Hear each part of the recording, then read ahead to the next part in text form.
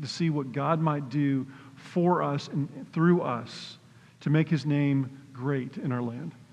And so I'm praying for an opportunity to be able to share Jesus with people who maybe otherwise wouldn't be interested. Maybe because of the pandemic, their hearts would be awoken to what God is doing in their midst. And so I'm praying for renewal. And that renewal is also for us too, as a church family.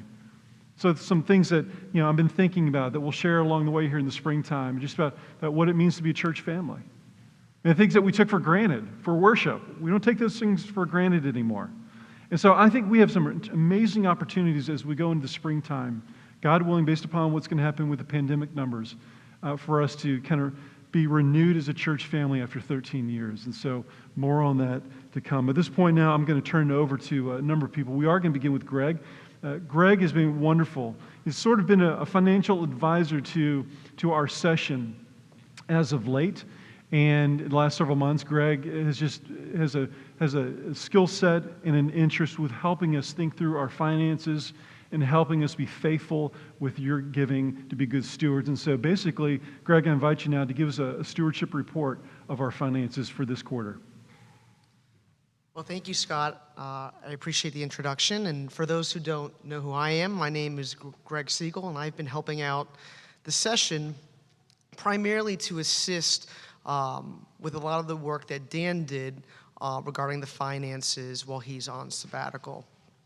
And so what I'd like to do is give a little report specifically over the last 4 months. So the church has their budget starts each September. So I wanted to give a report of what was the church like essentially during the summer and what have we seen with giving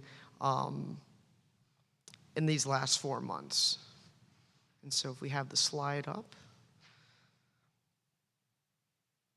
And so what you can see is broken into 4 columns. On the left, you'll see that that was our annual budget. And so we were anticipating a loss of $90,000 this year to just reflect the realities of being in a recession and just not knowing what the future lies. And as you can see, we were able to have through the second column would then be our following 4 months of what that budget would look like, and then and then the third column is what we actually received. And you can see it was a pretty significant boost. We're talking, we thought there'd be a $30,000 loss, and instead there was a $107,000 gain or addition to the reserves. And that's for $137,000 income relative to what we expected.